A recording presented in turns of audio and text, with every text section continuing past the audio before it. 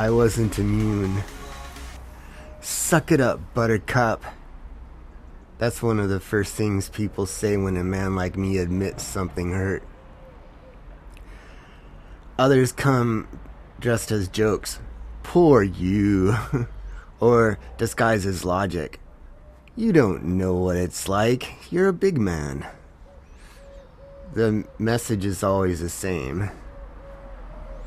Because I look solid, grounded, capable, I must be immune.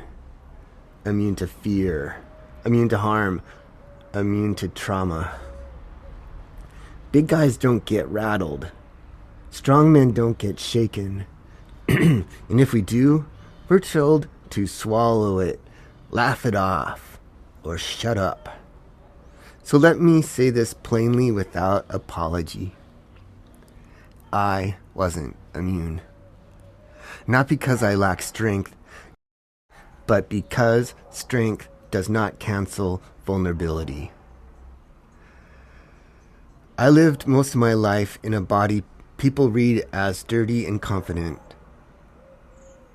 A body others assume can absorb anything. Words, hands, pressure, expectation without consequence. When something happens, the response is predictable. Come on, you're fine. You could have handled it. You don't know what real fear is. As if fear checks your height and weight before entering your nervous system. But the nervous system doesn't care how you look. When boundaries are crossed, the body reacts. When autonomy is threatened, the body remembers. When someone is cornered, physically or emotionally, the response is human, not symbolic. Big bodies feel fear. Strong bodies carry memory. Calm people still can be shaken. Recently, I found myself in two situations where I had to protect myself. Yeah, very recently. Nothing dramatic enough for headlines. Nothing violent enough to count, apparently. No punches, no retaliation.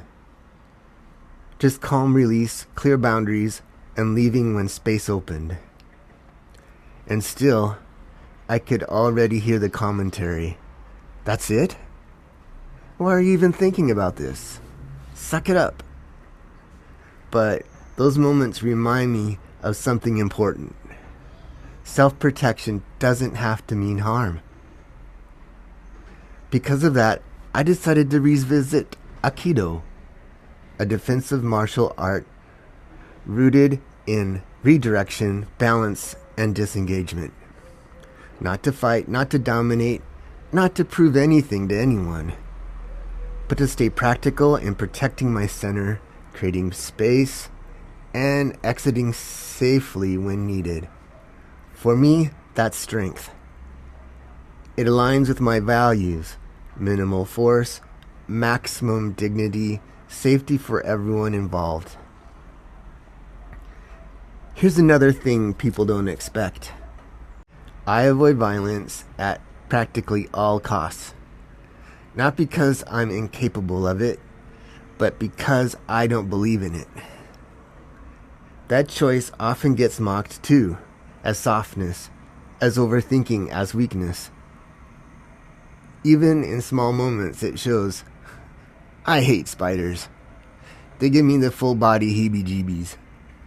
And still, I catch one, put it outside rather than kill it. Heart racing, skin crawling, doing it anyway. That's not fragility, that's restraint.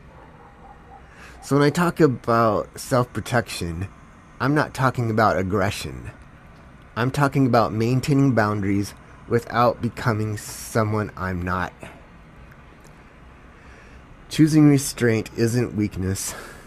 It's a value, one I carry even when it's inconvenient or misunderstood. There's a quieter harm that comes after moments like these.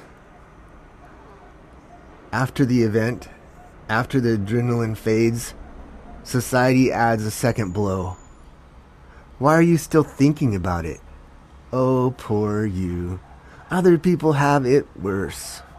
That message can be more damaging than what happened. It teaches silence. It delays healing. It tells men, especially big, calm, capable-looking ones, that have a reaction is personal failure. That's not resilience. That's denial wearing a tough guy costume. I'm not sharing this to accuse or to dramatize. I'm sharing it because honesty creates room to breathe.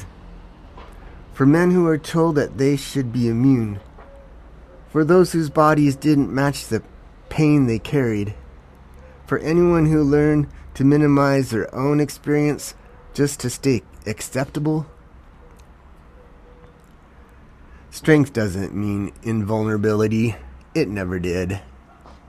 The real strength is knowing when someone crossed a line. Real strength is choosing protection over silence. Real strength is saying, without shame, that affected me, and that matters. If this resonates, you're not alone. And you never need to suck it up to be worthy of care.